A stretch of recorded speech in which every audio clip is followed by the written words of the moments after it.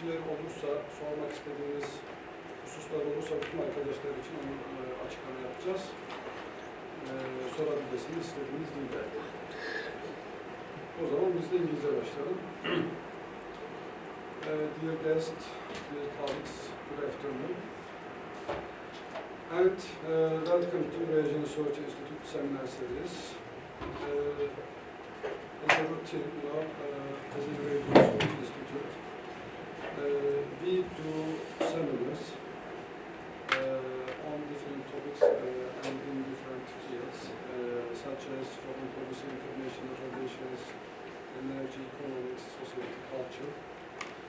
And apart from our scientific activities, scientific events, we are publishing journals, we are publishing books, and also we are participating to national and international projects as a Eurasian Research Institute.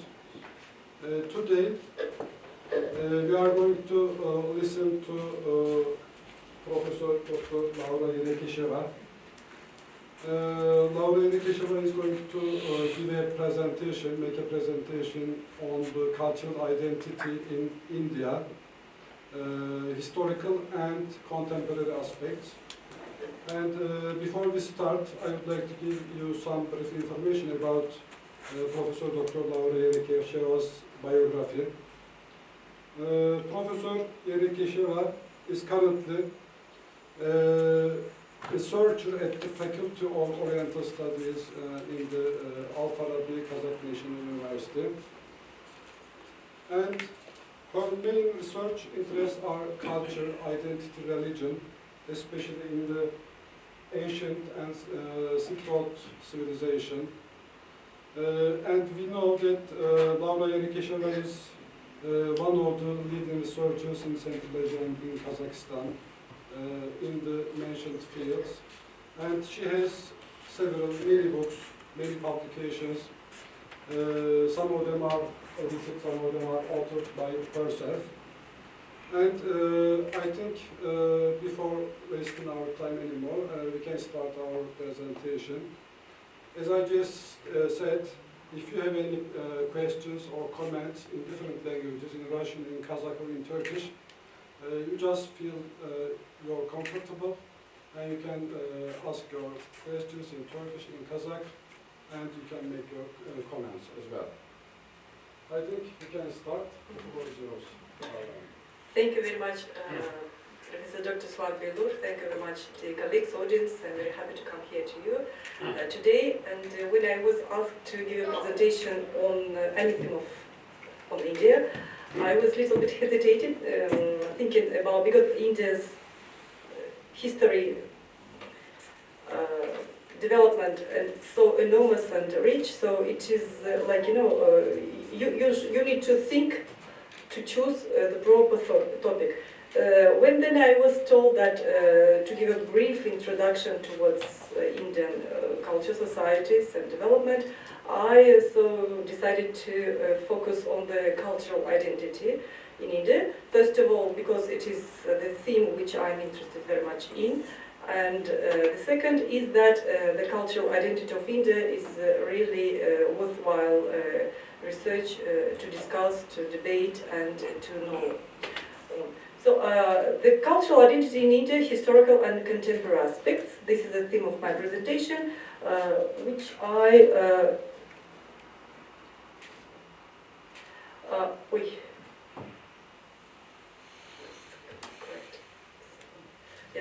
which I would like to structure in the following way. Here you may see contents, why cultural identity. So why particularly this topic has been chosen, and it is actually very much, I would say, a hot topic in India, not only in India, but among those who study India. And while elaborating on the theme, I thought it would be useful to start with the issue of diversity, like racial, ethnic, language, religious and social diversity, which could be the second point of my presentation. Then the minority, because when you have such a diverse society, you have somebody who happens to be in the minority status. So So this is concept of minorities, how it is elaborated today in contemporary India.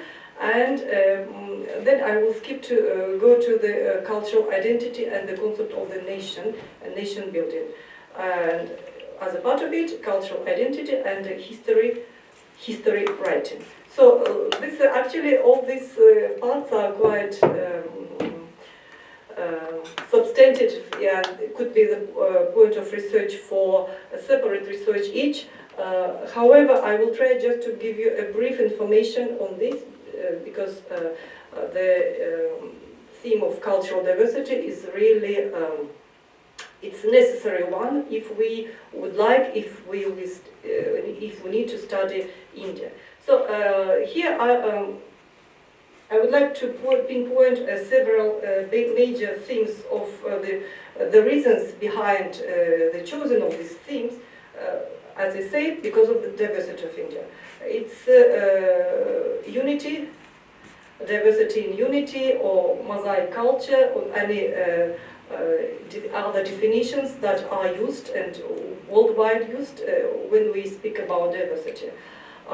Diversity of India, which is a given fact, I will speak on this a little bit more later. Because of the long and really twisted and varied history of India, the thousands long civilizational development which enable us to talk while talking about India, to name it not only as a culture but civilization in itself. We have also such parts and such periods of history of India as a colonial past, which also contributed to this diversity in different forms, and I will focus on this a little bit later. And of course the contemporary challenges, several challenges which India as any other societies in a globalized world has to face in to tackle it. So diversity, as I mentioned here, different components of it, which especially comes to the to the point when we speak using the vast history of India, when we speak about, first of all, racial diversity. While racial diversity, because it's another theme of proud, perhaps, and on complexities on the other side for India, the mix of different races, again, based on the historical aspects of this country. Like the Aryans migrations coming to Indo-European stock of people with the local Dravidian population of another racial, so they mix, their separation, their contribution to the making up of Indian heritage. So all this also is a fact which somehow it's not very perhaps highlighted, and perhaps it is good that it is not highlighted, yet it is there. So, but out of this type of diversity, social diversity is also another fact which is sometimes give us the cliche or standards, stereotypes of making the Indian society quite archaic one. It is not such, but we may also need to tell that the social diversity in the forms of division of social stratification of the society also contributes to those both challenges and challenges which stand before India. Ethnic and tribal. While speaking about ethnic and diversity, we need to speak about, of course, ethnic groups. Along with ethnic, we have various tribes. And these tribal people, which spread dispersely across the continent, is also trying to overcome the challenges of modernization, so-called, in their own way, and with the help of structural and institutional governmental programs, which it is there. And of course language, I will come to this later, a little bit, language and religious one. So as for the last census, which available data of the last census of 1211, which have been published, because there is also you know, in India, there are every 10 years there is a census, but as of the established and analyzed results, we have the data related to the last census of 2011. So as per the last census, there are 1,210,000,000 population. Now, of course, this figure is much higher, like 1.5 billion population of India. And we know that recently, just a few months back, India was declared the first most populous country of the world, thus overcoming China in this regard. So out of this population and really you know, huge mass of land and of people, you need to choose such form of government that could be able to harness all these challenges related to this diversity. So due to this major fact, the form of government of India is a federal. This is a union of states and union territories, as it is shown there, 28 states and 8 union territories, which speaks by itself. Each state has its own government, its own executive and judiciary systems, and also the parliament system. So we have a federal government who deals with the major 5 issues related to the all India, and each government of each state has their own so-called mini projections of this. All institutions, nationwide institutions. And Constitution of India had been established and adopted and India started living based on its constitution on 26 January 1950, and exactly today, which is also 26 January, we are celebrating, India celebrates 75th anniversary of its constitution. It's really a huge achievement, because in the constitution, which is quite developed, elaborated, and not quite, it is very elaborated, the special commission, constitutional commission that had been established after India got its independence in 1947, headed by Dr. Bhimrao Ambedkar. And this commission, working for 4 years, established this constitution, which actually really is considered one of the most detailed constitution of the world, because unlike constitution of some countries where you just highlight the major points of rights, of responsibilities and whatever, there in Indian constitution you made just so much prescriptions and even comments and detailization of all this, how the governmental institutions should work, and what are the status of each and concepts of rights. So here come into the concepts of minority, because as I mentioned at the beginning, this huge diversity means that some structures, some social, I would say, categories of population could be are not so much presented based on their population size and perhaps based on their development. So due to this, it means that the concept of minorities has been elaborated in Indian institutional legal frameworks, and it relates only to 2 major categories of population based on their language and religious affiliation. It means that in India, constitutionally and within the frame of the legal norms, you may find the concept of minority as referring to religious communities and language communities. Why it is so? Like, for example, in Kazakhstan, we have ethnic minorities, we have religious minorities in some other countries, but in India, the concept of ethnic minorities is not there. It is only religious and language. So the language concept of language minorities became possible through the adoption of the Constitutional Act's amendment to the Constitution in 1957, as it is shown here in part 17, Article 350A and B, when the Commission for Language Minorities had been established. While as for religious minorities, this concept officially and judicially came into being only in 1992, based on the Act of Setting Up of National Communities Commission on Minorities Affairs. So this is quite interesting because, you know, perhaps it is interesting for us because we're quite a young state,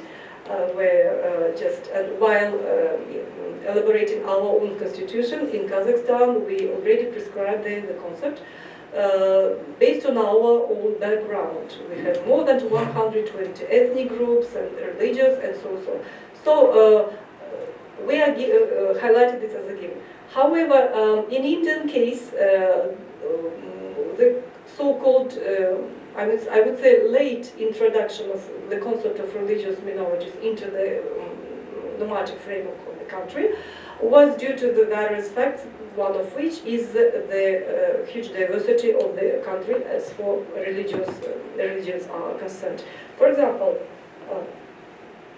if we speak about languages, according to the Language Atlas of India, which its data is based on the census of 2011 census, there are 121 languages in India, out of which 22 are official languages, and 99 are scheduled and 99 are non-scheduled. What does it mean? In the realities of judicial frameworks of India, scheduled, it means those which are given special status under the special schemes or schedules which became part of the Constitution of India. So as per Constitution of India, in Schedule 8 of its constitution, the country established 22 languages as official languages of the country, and that languages reflect the major ethnic groups of India, which also all more or less form the more or less same states. As for other 99 non-scheduled languages, it means that these languages are not inscribed in these schedules, and therefore they are given the status of so-called minority languages, or non-scheduled. And if we look at the proportion of these languages, you may find, as per this scheme, that the scheduled languages cover almost 96.7, almost 97% of the population of India, whereas these non-scheduled languages, which range in 99 numbers, they occupy only 3.2% share of the population. So this table shows us the huge, of course it shows us huge diversity, and at the same time shows us a sort of unproportional correlations between the number of people who speak non-scheduled languages. Therefore, following this, it raises the question how to provide all basic rights and needs for those people who speak these 99 non-scheduled languages. This is a huge dilemma, social dilemma, and social development dilemma for India, and governments of India, starting from 1947, it faces this dilemma and understands and tries to produce such institutions that could answer this challenge. Which institutions are there? I will speak. However, before that, I would like to go for this next aspect of minorities, which are religious minorities, again according to the data of 2011 census. And as this table gives us understanding of the also diverse character of the religious communities in India. The biggest religious minority in India is Islamic, or they are Muslims. They occupy 14.2% of the population. Again, I would like to repeat, this data is based on the census 2011. So now data could be correlated, and the numbers will be higher, of course. But as for those these data, 172 million Muslims are categorized as minorities in India. So they're followed by the Christians, which occupy next state, 3%. Also, taking into account the huge population of India, they form almost 28 million population. Then followed by the Sikhs, another community which is not big by size, but is also very important in the history of India through its contribution towards mosaic culture of India. They occupy 1.7 population, but we also need to talk about the such factor of Indian history and contemporary history, including as a diaspora. So Indian diaspora is diverse. It spreads almost on all continents. So each of these minority communities, they also live outside India. So then followed by the Buddhists, which actually the Buddhism was a cradle. India is the cradle of Buddhism. Buddhism was born in India, but historically it happened so that it traveled and spread across Asia. However, in India itself, it became almost extinct to a point of not even 1% of the population. And the Buddhist population of India mainly live in the northern part, in the Himalayas region, in Ladakh, in southeast, some part of India. And the legacy of this religion has huge impact on both Indian culture and art and beyond, much beyond. So Jains constitute also very small religious minority, like also not even achieving the 0.5%, like 0.3%, 37%, totally numbering in almost 4.4 million of Jains.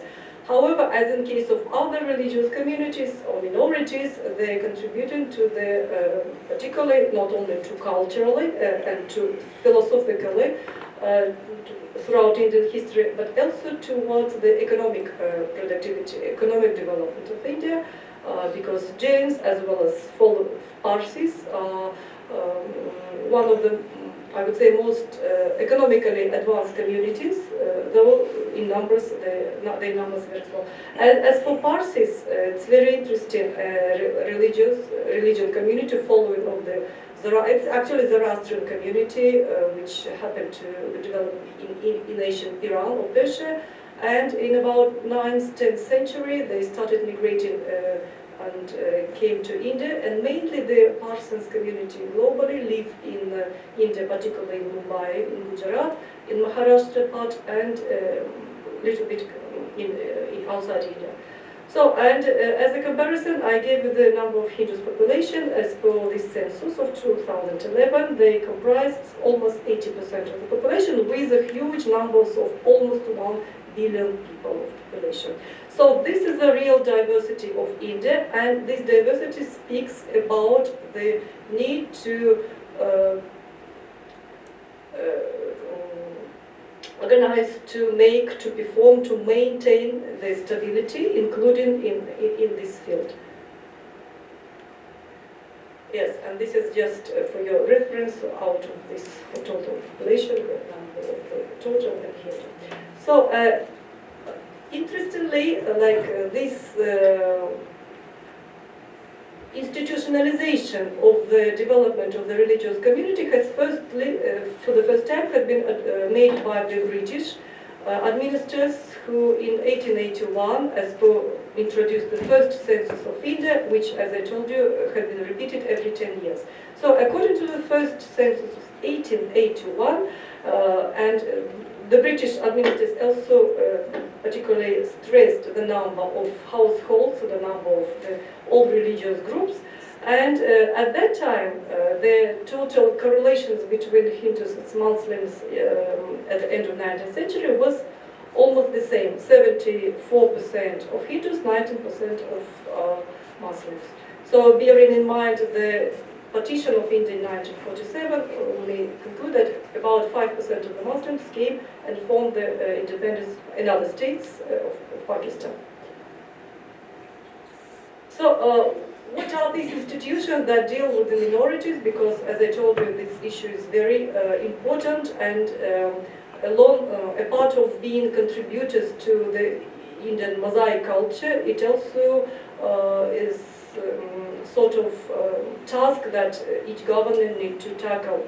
So we have in India there are some commissioner for linguistic minorities, there is National Commission for Minorities Affairs, as I told you in 1992.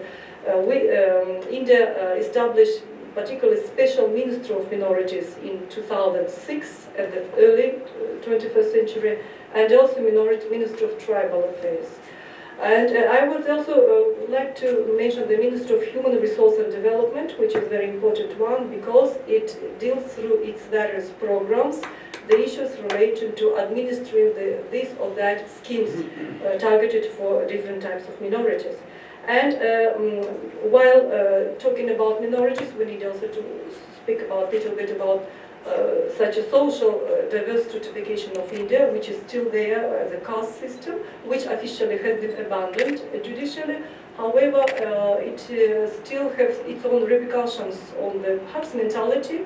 But the government, I would say, governments of India, several governments throughout the decades, they do a very good job in a sense that they try to maintain and then later expand these different programs targeted for these particular groups. Those programs are several. I would not mention it here particularly, yet I would just to mention about the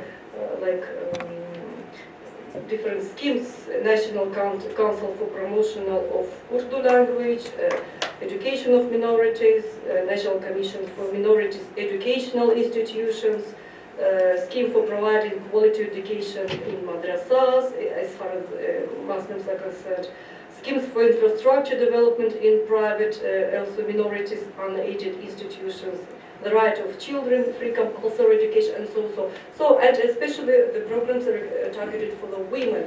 So this is why I'm telling this, because this is really important that the states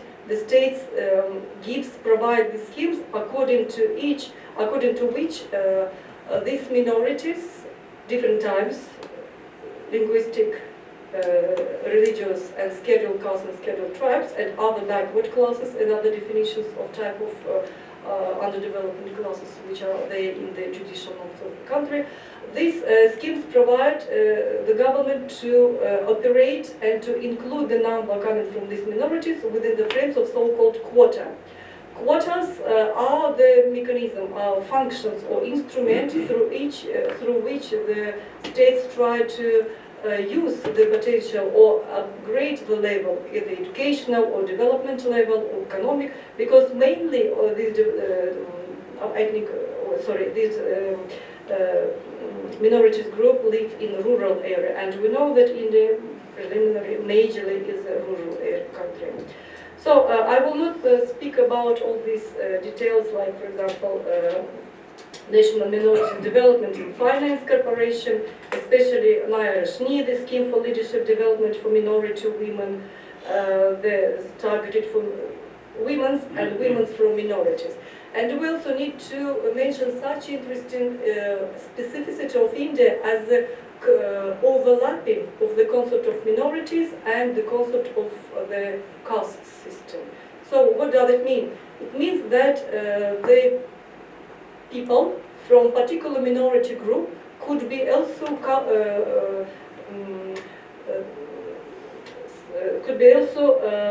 could also belong to the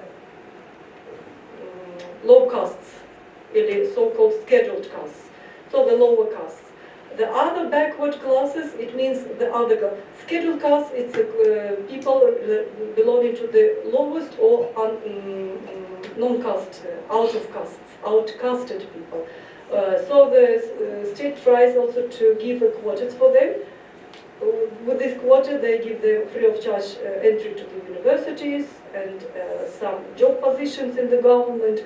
So just to keep this also triggers some situation when perhaps with a less qualified knowledge people could become employee of the government, whereas the more able could not. So this creates discussions.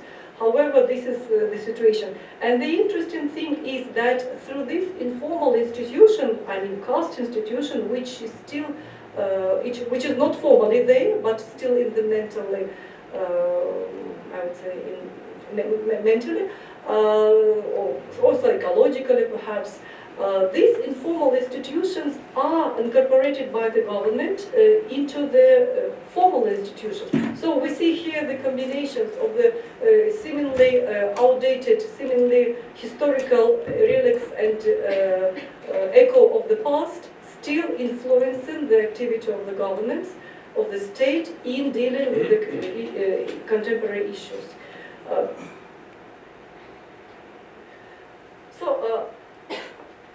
Within this wide background, which I would like now, which I touched upon, I would like now to come to the idea how to make all these diverse societies one entity, one nation that is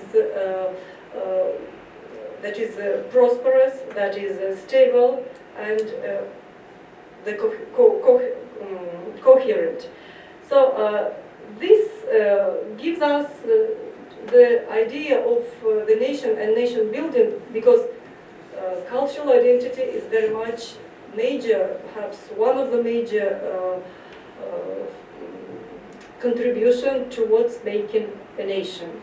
So here we need to come to the questions of the concept of the nation, what it is and how it is understood in general, perhaps a bit.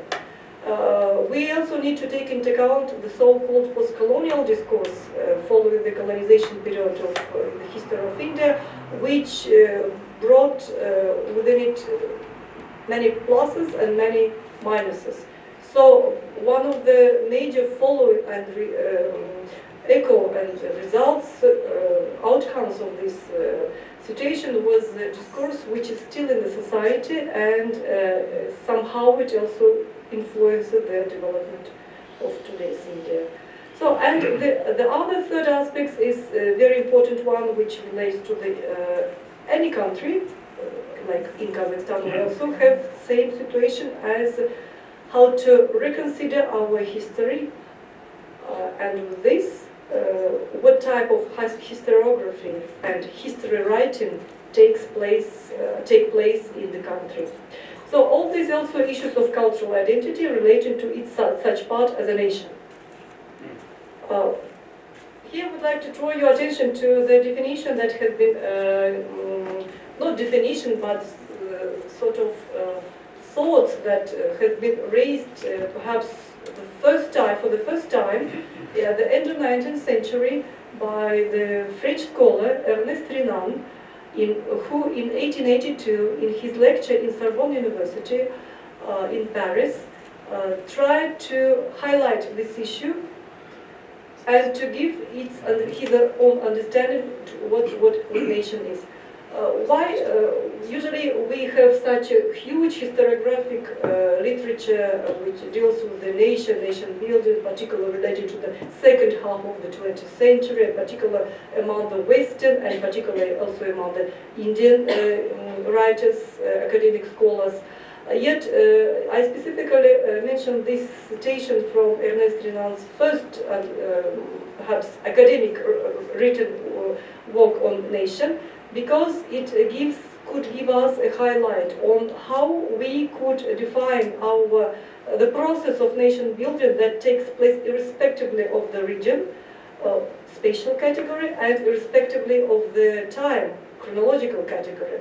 Because at that time, at the end of 19th century, the European nations, though already started establishing their own countries, their own nations and states, following the Westphalia treaties following the middle of 17th century, for 300 sorry, for 250, 300 years, they already established those institutions. Yet in Europe itself, there were some countries like Italy, which has been burned, like Germany, like by the 1870s, they just entered the crossed the threshold of nation-building process.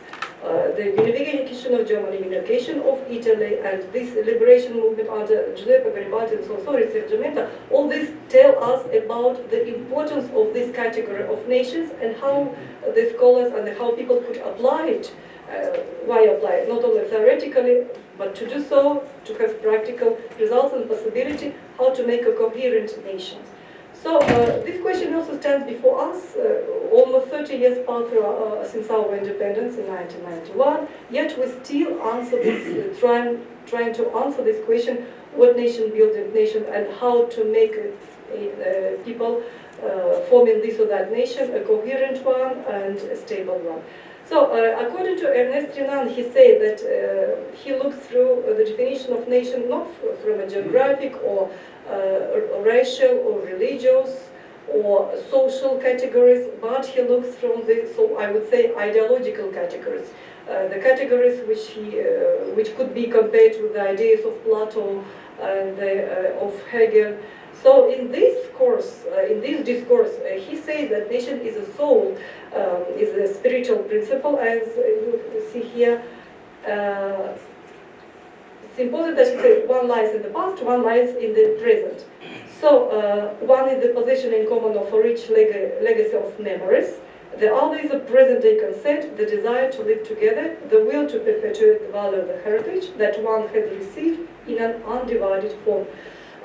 This means this concept of nation, it could be, definition of nation could be very well applied towards India because, as I told you, of the huge thousands years of history of, not of country, but of civilization itself, because of its diverse character, and because of the fact that development in, early development in India poses the questions of modernization in any field. In almost in all fields. So it means that how we could reconcile the legacy of the past, and this legacy is very rich and very varied, with this today's coherence of the nation, today's tackles and questions of modernization. So the past could not be just taken away, it is in us, it is in presence, so we just need to know how to handle it. So the culture, the historical periods of India speaks about this variety on a very large schedule. Like, for example, historically we see so many layers. There were various and sometimes overlapping, but there were very diverse cultural layers. Like we see civilizations of Mohenjo-Daro and Harappa just look like third millennium BC, like 5,000 years earlier from today's, or as it is called today's Geography. So then Indo-Aryan migrations, from that part of Eurasia, which forms now southern Ural and modern Central Asia, so-called Sintashta and Andronova cultures. The Indo-Aryans tribes, which Indo-Iranians actually, which originated there, and then going southward to the west, to the east, and one of the tribes, tribal, confederations perhaps, went towards northern India and some of towards that time Mesopotamia and late ancient Persia. So we have these Indo-Aryan migrations, which definitely had such a huge imprint on Indian culture that the whole basis of Indian culture is based on it. Is based on those concepts and structures, social and religious and ideological, I would say also, that relate to this migration of this population. And the whole Vedic period of India, according to 1,500 towards middle of first millennium BC, according to the Vedic period, which had been named so because of the Vedic culture, I would say the Vedic scripture, Vedic knowledge of the Vedas of India, which based a later foundation for modern Hinduism. First in the form of Brahmanism, and with this first millennium of Common Era, Hinduism became quite established forms as we know it today. The Vedic period, and this we have also in history of India such a huge philosophical and religious pluralism relating to all these religions which I mentioned today are now minorities. Like we have a Jainism, we have a Buddhism, of course Brahmanism, and the basis of Hinduism. We have Zoroastrianism, we have then Islam, Sikhism, or Gurmat, it's called by them, and Christianity. So all these religions took its origin in India, except of Parsis and Christianity. And you can imagine that India is really labeled as the cradle of these religions. And now they became, the followers of these religions became still there and became, as I told you, religious minorities. Then we have a next chapter in Indian history when Islam came to India, and it became the basis for so-called Indo-Islamic culture. Sometimes it is called Indo-Saracenic, but it is Indo-Islamic culture, because we cannot definitely say that, especially at the later period of this Indo-Islamic culture, we cannot definitely say that this is not, we can say it is Islamic elements, but of Indian culture. So it means that when any religion came to India, particularly in case of Islam, it has been localized. It has adopted local forms through the concepts, including such concepts as social stratification, because we may find that among the Muslim communities of India, they follow, though to such less extent than the Hindu brothers, they follow the caste system. And this is because of they belonging to the, they also follow this caste system, and some of them also belonging to the low castes. It is there where we have the overlapping of the both religious minorities and scheduled caste elements. And by the way, the state also tries to handle this, perhaps delicately, to give to understand, it has its understanding, to deal with these issues of how to promote the status of the minorities, that being religious minorities at the same time could be also the social minorities, like scheduled castes. And this combination of overlap and gives such a complication to the issues as far as social development of the communities are concerned. So, and then we have also European colonization of the subcontinent, which started from Portuguese and French, and then the highest accord had been given to British, which managed to put this country within the frame of its own model of development and modernization to a certain extent, and those elements of history of India are there. So why I'm particularly focusing on these stages major, it's like a contour by just briefly sketches, because it could give us the understanding that India today is the result of what has been making in the past. The makeup of India identity is very layered, multi-layered, is diverse, and is also rich. But this richness, and which gives its uniqueness, it requires also some institutional approach to how to deal with the consequence of this diversity, of this mosaic. So this is also an issue. That's why I just wanted to tell you that cultural identity is a modern, it's the issue of the modern development as well. So when it comes to the cultural identity, and based on its diversity on the previous slides, it is important to stress that all these elements of Indian history nowadays are being or are in the process or are set to be reformulated, reconsidered, or to reinterpreted. So why this happens?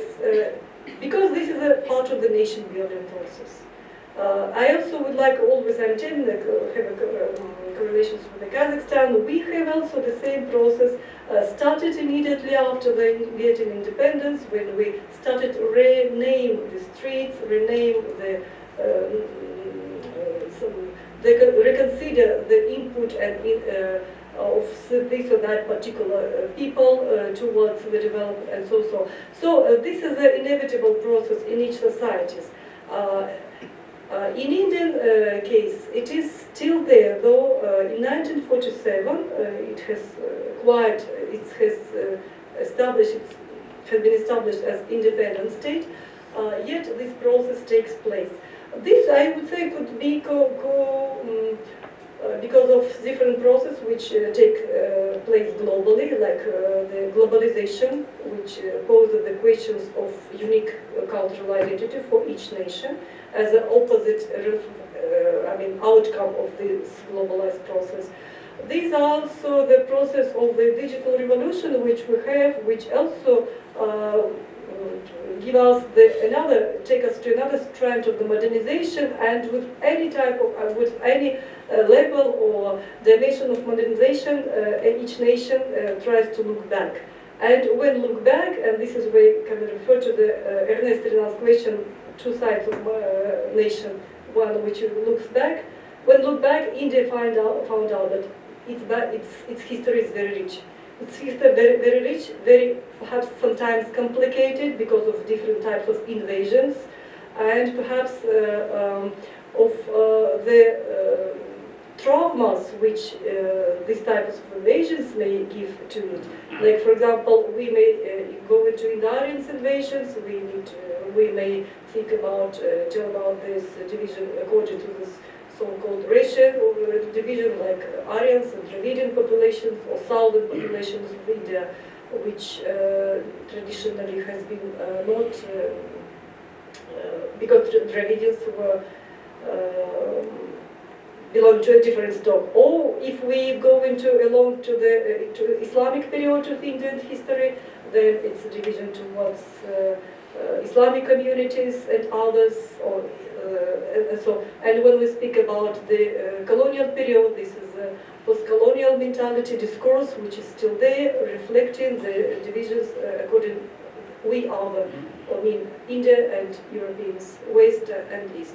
So each part of Indian history could give,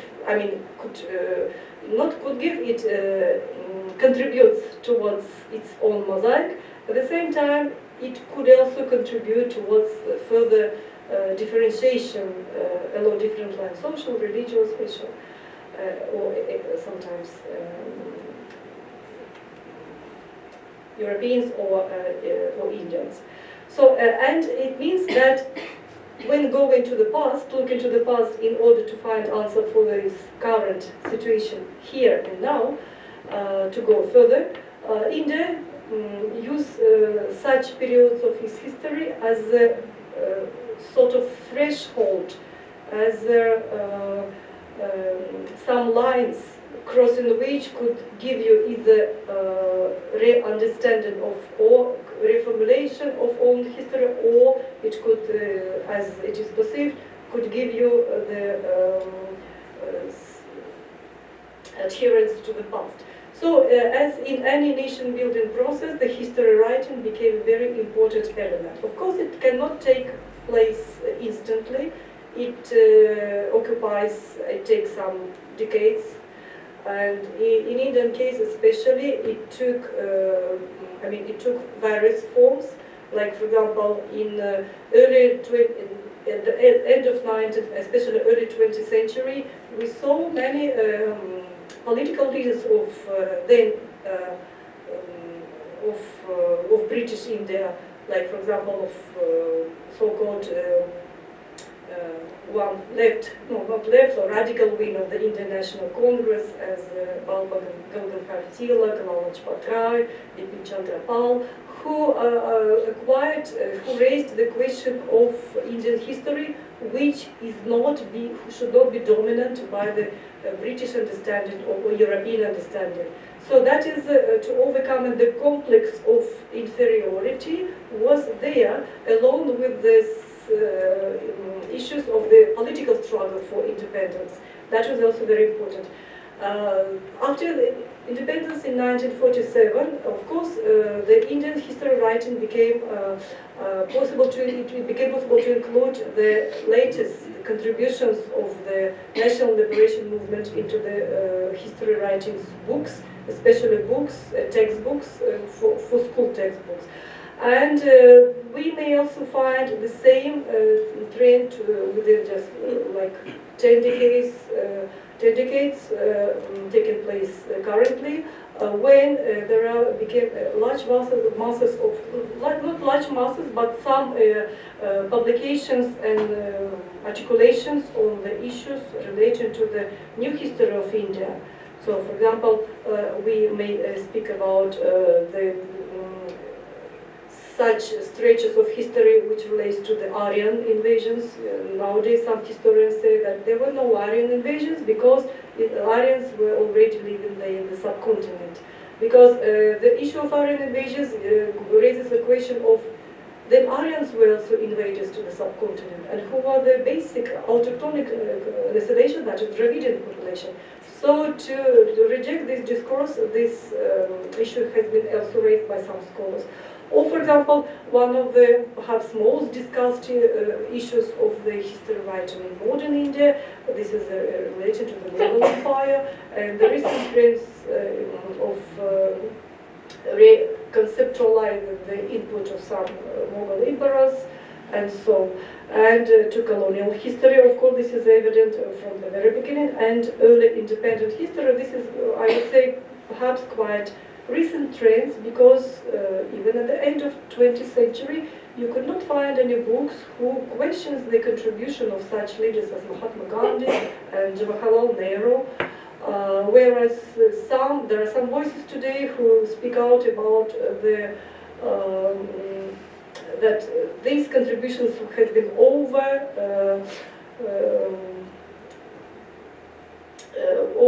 expressed, and Gandhi itself, and of course Nehru's and his legacy, and Nehruvian ideology and secularism, including, has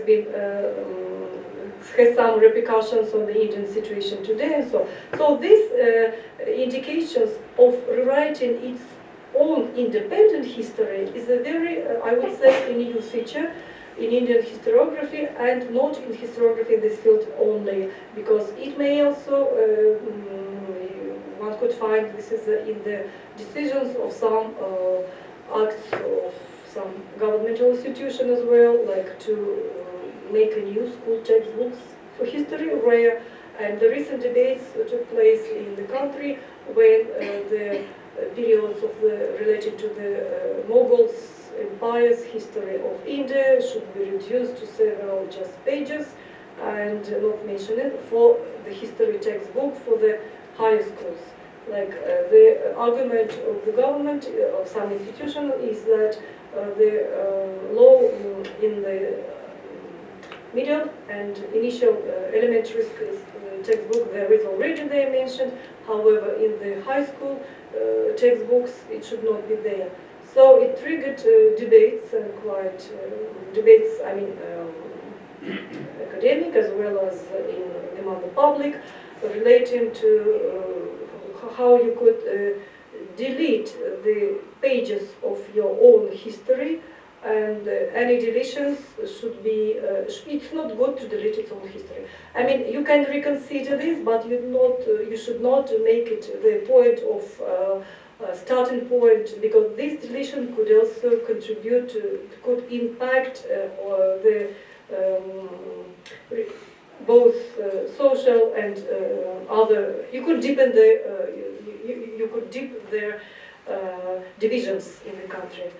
So these are also elements sense of cultural identity. So that's why I just would like to mention today briefly that when speaking about cultural identity, it's not just one theme, it's a multi-layered theme, multi-dimensional one, and you could one should also could choose what particular aspect of this cultural identity is. And either religious, either language or ethnic, either minorities or social division, or such issues as history writing, so and such issues as programming and governmental institutions and making these institutions work. This is also part of the cultural identity. So this is just briefly what comprise my presentation today, and I would like to mention that the rich and history, culture of this civilization is of this unique civilization is attempt is we need to develop and analyze and research this civilization, because it gives us not only the brief splendid samples of its uniqueness, of its heritage, it also can give us the clue how to deal with us, I mean in modern Kazakhstan or in modern Central Asia, because we also face the same type of issues or challenges which are there, of course without this perhaps such a deep social stratification as it is in India, yet we also need to look at the ways how this great civilization deals in its own pace, in its own style. Some may like, may not like, but we cannot, we should take into account that this civilization gave a lot to the humankind, and perhaps its cultural and artistic and any contributions to the world humanities is very it's worthwhile to study. So I just would like to also to highlight the importance of studying of Indological studies in Kazakhstan in generally, in Kazakhstan particularly, or South Asian studies, as some may prefer to label it, because of our proximities. We are just neighbors, as the government of India used to say, we're extended neighbors within each other's proximities, and it is so. And while studying the historical past of the civilization, I was deeply impressed by not only by the variety of its forms, cultural and artistic forms, but also by of the influence that it extended to its neighbors, and of the influence that its neighbors extended on India. So that is, in this regard, Central Asian and Indian cultural or cross-cultural relations could give us, the further glimpse into how these cultures work, how they accept, adopt, interpret some symbols, and how then these symbols became part of their identity. So this relates to both us, like Kazakhstan or Central Asia, and to them, to Indian civilization. So let us complete my topic. I will stop here, and I'll be happy to listen to your questions, answer to your questions. Thank you. Okay, thank you, Professor Berikesheva. It was very comprehensive and well-designed presentation. We get a lot from the presentation.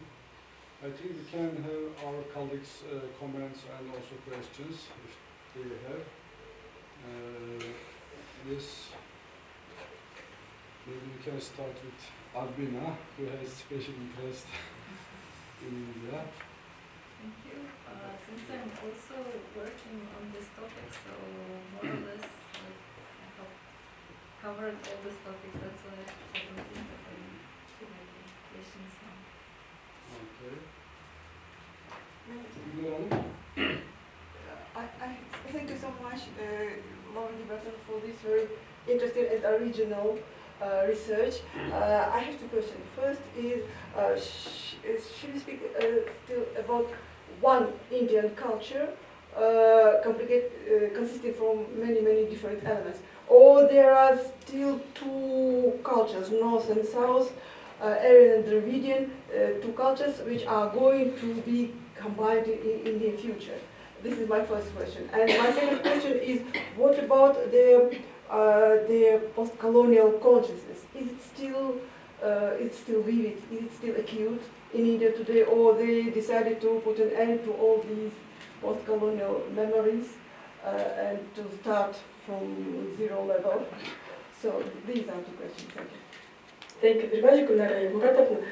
As for the how to name Indian culture, one culture, or you mentioned two cultures, but this is exactly the point of this issue of cultural identity, because the history of India and its today's manifestations, I would say, is such that we cannot tell that there is only one layer, like you mentioned this South and North, belong to Aryan Dravidian. It was in the past. But though it was in the past, still somehow it is in the, I think, in the logos of the people, and in the subconsciousness perhaps. And by the way, it is also extrapolated in the political preferences, like in Tamil Nadu, which is also has its own history, civilizations, all these empires. There perhaps would not give some preferences to such parties as perhaps, I don't know, elections will show us this year in May, there will be elections, national, and it show us the preferences to which party. The local parties are there, DMK party, Dravidian Mutrika party, which particularly reflects the concern of the population of the south. This is also as a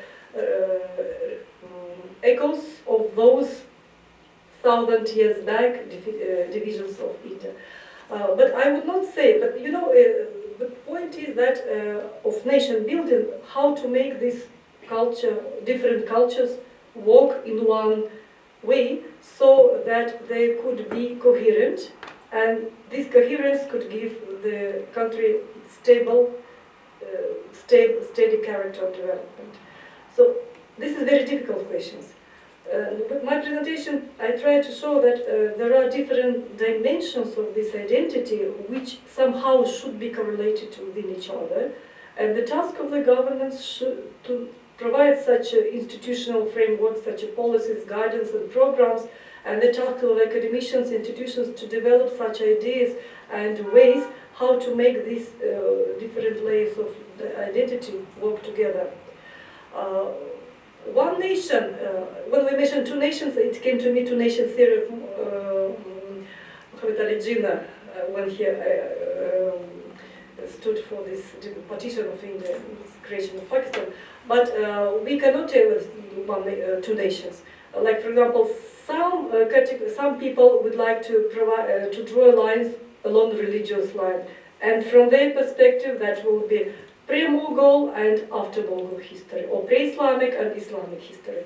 Some would make focus on this, as you mentioned, Aryan and Dravidian. Perhaps that could be also politicized, and it is politicized actually. And some perhaps could make divisions along these scheduled castes and scheduled tribes issues from their perspective. And this is also, so how to make all these elements of Indian culture work together, or history actually, work together in consensus. For this regards, there was some, several decades ago, there was some even term, which I think it's a very good term, mosaic culture. In mosaic culture, which can give you not one-dimensional approach, can give you, but multi-dimensional, and in which you could accept that this or that cultural layer is there presented. Perhaps in a less form, perhaps less vividly, but it is there, and the constitution should be, and actually constitution of India is a very good constitution, it guarantees all these issues to all the human rights of all types of people. The point is how to implement all these wonderfully written prescriptions, what are the prescriptions of this? So two nations, or this type of definitions based on divisions, Personally, I would stay away from this, because this, I mean, oppositions, dichotomy, it's not working in India, and it's working in India in a negative sense, and it could not work towards the coherence of the nation. So that's why we may say that mosaic culture is okay, it's a very good tone, but the idea behind this, to understand the contribution of each cultural layer, cultural dimension. When this contribution is rejected or lessens or reconfigured, this is the starting point of creating some more deeper divisions. So this is, but it's very difficult. And once once it comes to politicization, it means that it automatically raises this question on the higher level. It gets scale up of perhaps some issue was not there. It was there, but was not very much presented, articulated. And once politicized, it can create division further and deeper division lines. And the second question is about how the Indians regard the colonial discourse, how they overcome this colonial discourse. Yes, this is again one of the elements of their culture, because you cannot just delete your history. That was a part of your history. Somehow you need to make some conclusions of this, and based on this go further, without perhaps, to my mind, but firstly you need to reconceptualize what went wrong, what was there, and why we were there at that period. This is a natural, and these natural attempts, as I mentioned, lead to reconceptualization, first of all, in academic discourse. But in a practical field, I don't think that today India is very much looking towards its colonial past with, I would call, piety. There is no piety at all, and moreover, there is, I would say, insistence on own originality, on all specificity of own civilization, which perhaps this decade became even more pronounced. So this nationalistic discourse gives the possibility to raise this issue. However, if you raise this question for the purpose of the, how to say, of psychological overcoming this process, it's one thing. But once you continue doing this overcoming and doing this process of overcoming your psychological inferiority towards your establishment as a nation, as a full-fledged nation with own dignity, this is also understandable. And yet when you start politicizing this again and again to go into scale up, so it could give you some unproportional, perhaps, results of this. So this is the way how you handle this natural process, and this is very important because even, I mean, again, coming to Kazakhstan's experience, we are trying to resist our Soviet past, what was there, and not only Soviet, we try to resist our distant history past, that were dignified members of the cultural community of the world. We are people with own history, and we should be proud of that. So the same articulations are in India. However, when you start politicizing all this, this could take to complete another road, and with some negative consequences there. But as far as the colonial discourse, the process of overcoming this trauma, I would say mental trauma or psychological trauma for India, I found it is still could be found even today. Though not to such a huge extent, but still. And the idea of, like for example, I read some commentaries of some, for different parts of modern history of situation of India, and actually, seemingly, this field of seemingly pure economic development are handled in a way of colonial discourse. So, for example, we trying to develop our economy and with this, and here and there you may find some comments who speak about this is a legacy of the colonial past and we need to do. So this is a repetition of going back again and again sometimes and using this for your own purposes. Like for example, according to some scholars, like we have history as a reservoir of symbols, and sometimes this or that symbols could be taken of this reservoir for the purpose of the political purpose of today. So, and what are these symbols? Perhaps they're just sleeping peacefully, these or that symbols of national, of either religious or symbols, but one taken out of the context and given the politicization, political character of it, it could become a weapon of destruction or a weapon of consolidation. It depends on the context. But history, and especially history writing, is such a very sensitive thing and very important thing that while taking this or that symbol of our reservoir of the past, we may make a precedent of something bad or of something good, again depending on the context. So in this way, but as far as the political course of India, it's independent, it has its own foreign policy well established, with own, achievements. So I could not say that this colonial discourse could be or not. But in terms of historical, in historical dimension or in cultural identity dimension, it still could be found there. This is my personal opinion. Thank you. Thank you. Okay. Professor Gülşen. Rostov, yes, sorry. I have a question also. From your presentation, we saw that there are many similarities between India and also post-Soviet countries, post-Soviet societies. But except for social class, social castes, for example. For example, diversity of languages, diversity of ethnic societies, diversity of thinking, etc.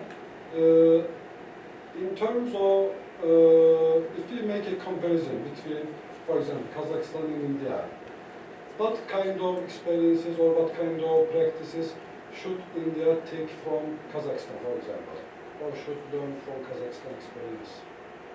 We should make a comparison. Very difficult questions. Actually, I think whole reports should be written on this.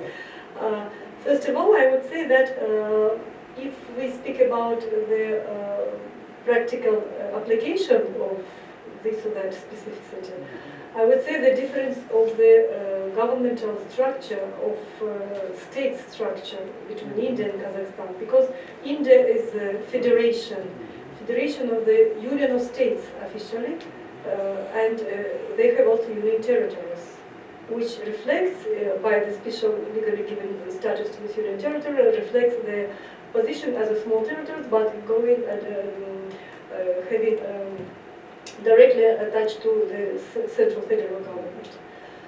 And Kazakhstan is a unitary, it's a republican. And so we have also the different models of, not different models, but different layers of how the governmental, executive and legal powers work there. Like each state has their own parliament, its own executive power, they have own judicial systems as well.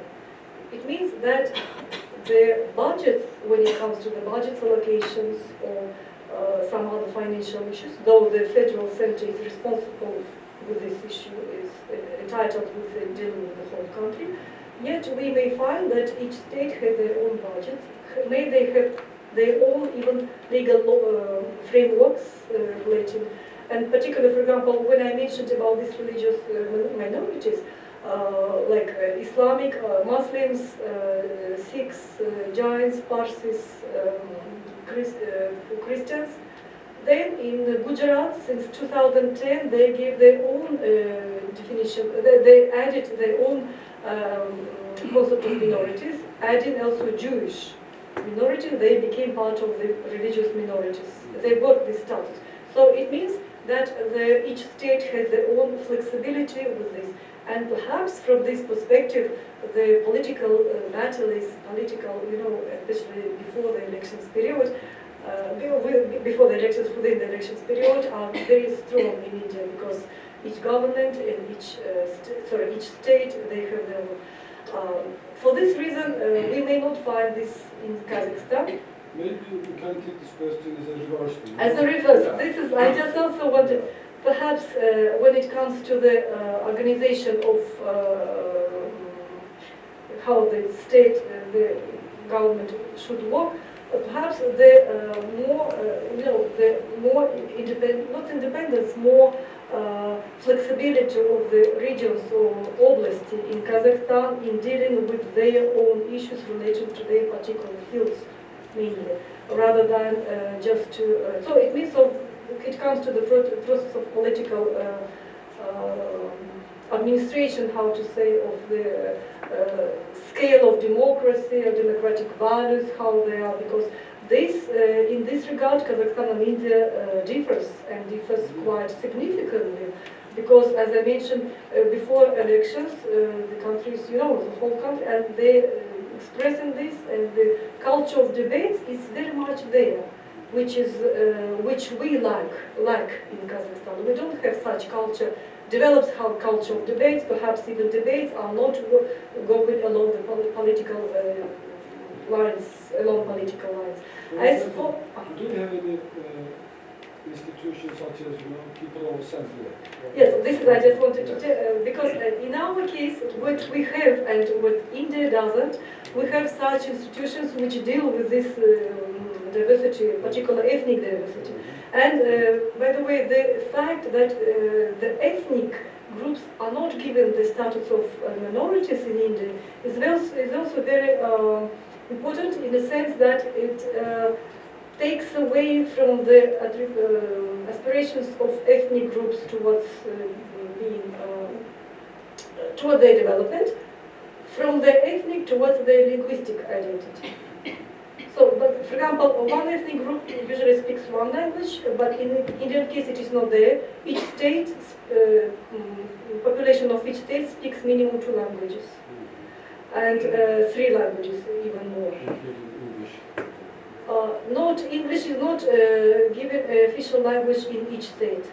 Some states adopted it in English, some states adopted Hindi, some states even didn't adopt. But the task of the government is to make Hindi as the instrument or the function of unification through Hindi, development of Hindi, to make cohesion of all the states.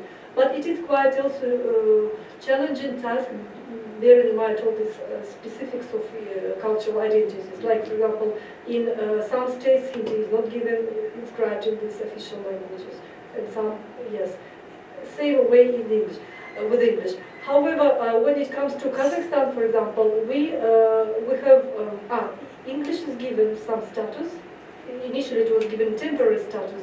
Then it has been a constitution of 1964, which has been given, it's prolonged, its period of using. In case of Kazakhstan, we have state language and language of communication, which is very, I think it's very important also, bearing in mind our diversity, ethnic diversity. And as you correctly mentioned, we have such even instruments of Assembly of People of Kazakhstan, which we have almost same number of ethnic groups, like 140 in Kazakhstan, 121 in India.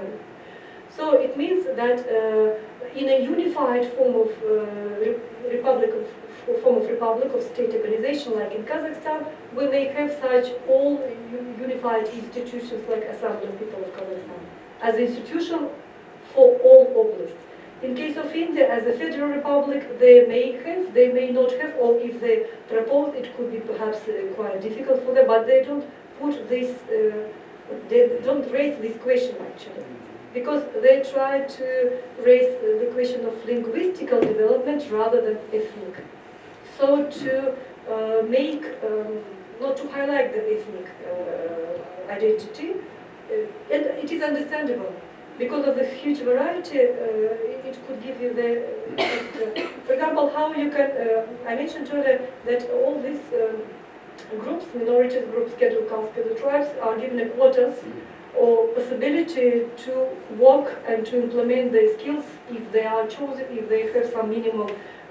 And at the same time, if you may inscribe this quota to the ethnic groups, biggest group are already there. Like 22 languages reflect all these major ethnic groups, like Bengali, Marathi, Tamil, and so. So for this reason, not to highlight the ethnic but rather linguistic identity. For them, it's way out of their diversity, how they can handle this is very specific. In our case, we may highlight these issues, and we are actually doing this because we are highlighting either also ethnic and linguistically we're there, and our form of government allows us to do this, institutionalize this as a one institution. The other question is how well this institution works, how it is adjusted to the program. This is another question. But concept of this is a very good one, because this could give us the understanding that we are so diverse. There are so many ethnic groups, but this mere declaration should also be supported by the real progress that could be diverse. But on the other side, if we may, for example, develop these programs of ethnic development, this could also highlight the point of ethnic identity. But we are on the way to make our nations coherent, and this also could be. So from this perspective, it is understandable what we have asked, and our institution may not very work well, like assembly, but it is there, at least institutionally. And in case of India, they're doing also well, because they also they try to escape all these hazards of their diversity. So, on the other side, the way how to deal with this coherence, how to make nations stronger and unified, it could be, and the answer, the history gives the answer through culture. Through culture, what today is called soft power, but soft power oriented towards the country, not outside. But this is very, so, deep questions?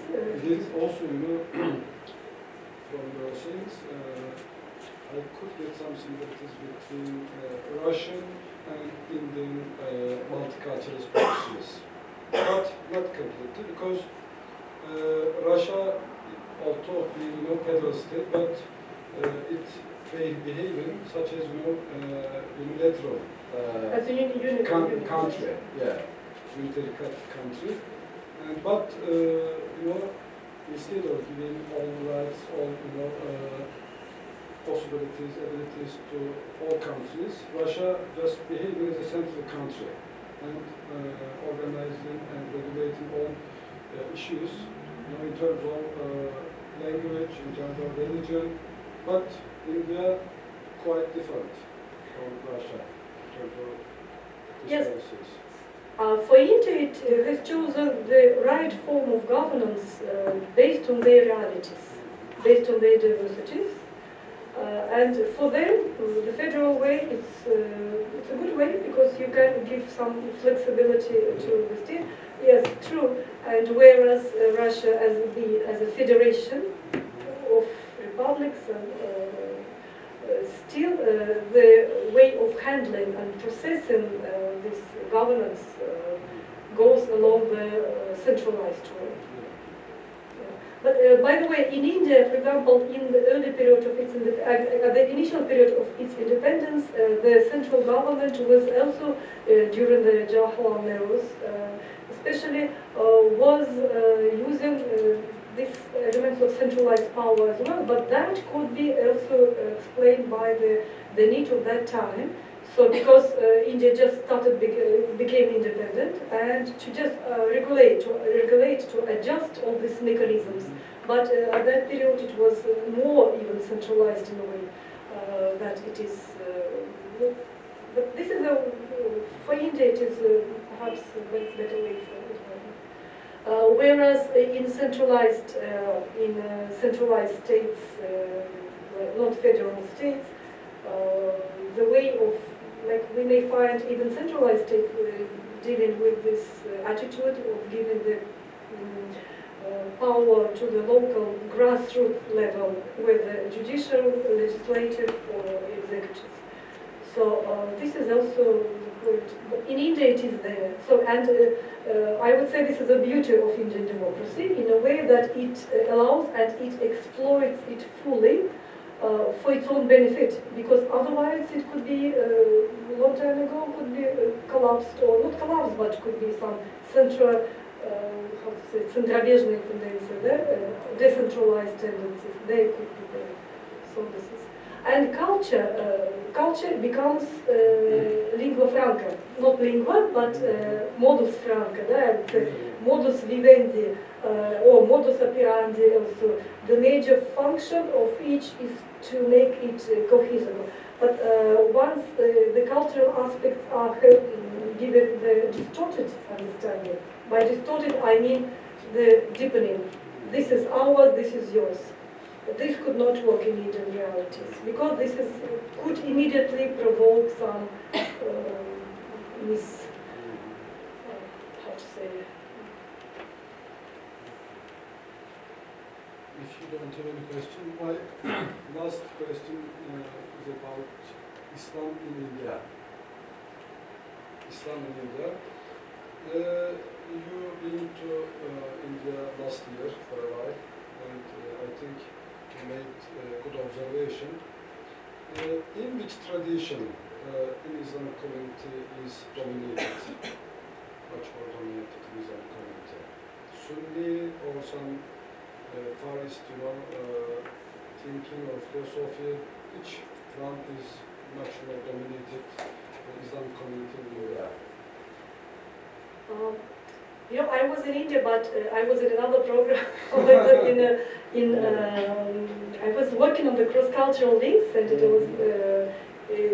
was very good experience for me because I got a deep understanding of these cross-cultural influences in the past, and as expressed through the art, through the symbolic representation.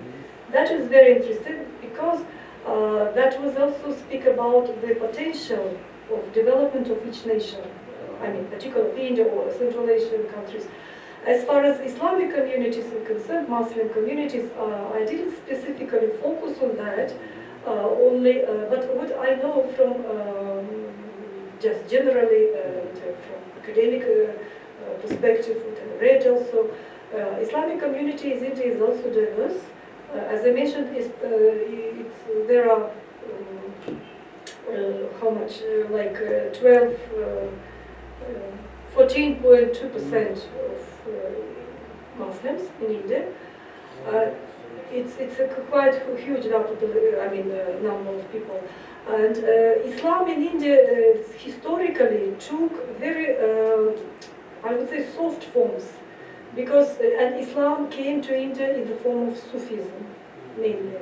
That had its own reason behind, because in order to adjust with the local population, when first Islamic rules get first periodically and then established as institutional as a Mongol empire, then you need all these Batsharks needed to take into account the diversity and of India at that period.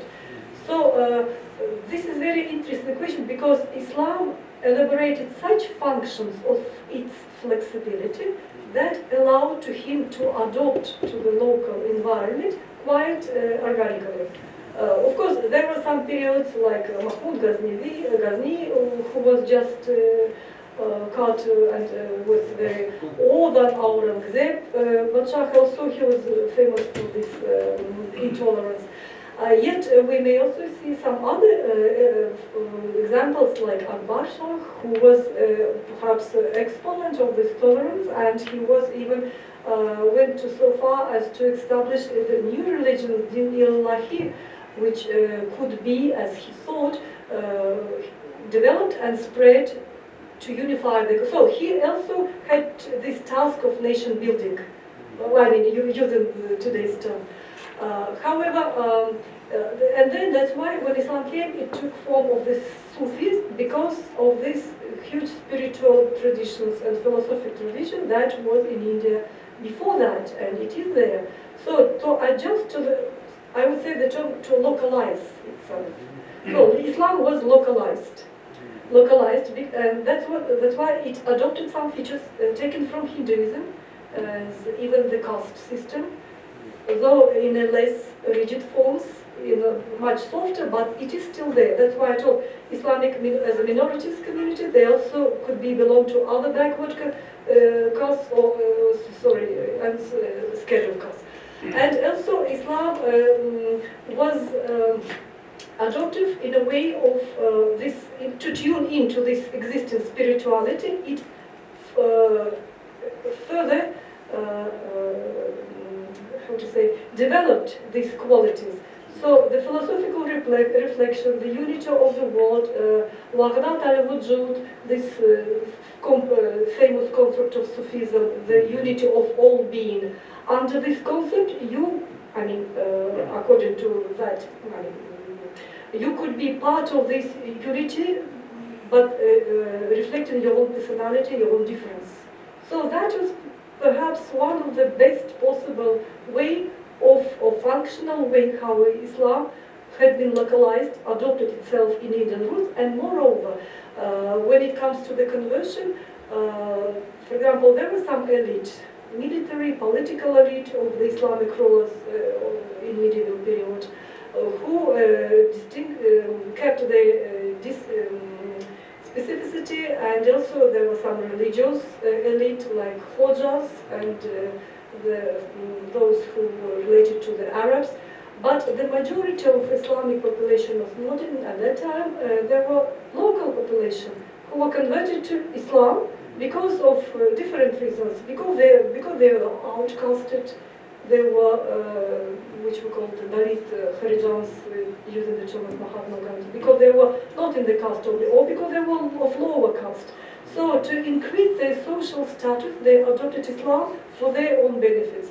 There were also some economic benefits, which in case of any conversions, any new ruler coming of new religion, try to make economic prestige of this religion, giving some some rupees, or you will be extinct from the jizya tax which had been imposed for non-Islamic, non-Muslims. So to advance their social status, economic perhaps, or perhaps their career as well, because they could be enrolled in the governmental process. No, not government at that time, it was the court, in the court. So that is also a majority of Islam are those people. Not only elitists, not only the those who were related to the Arabic sheikhs. So that is the composition of Islam. And this means that mainly Islam came in the form of Sufis, of Sunni Islam, but there are also Shia. I specifically didn't see the particular numbers for today's, but Shia community is also there. They're not very much developed. But perhaps like in Hyderabad you may find them in the central part. Islam came also in different ways from subcontinent through this, which we now forms modern Pakistan, through Punjab, and through the sea. So western part like Gujarat, Kerala, Karnataka, all this western coast is also you may find even in the south India. So today's Muslim community is dispersed also.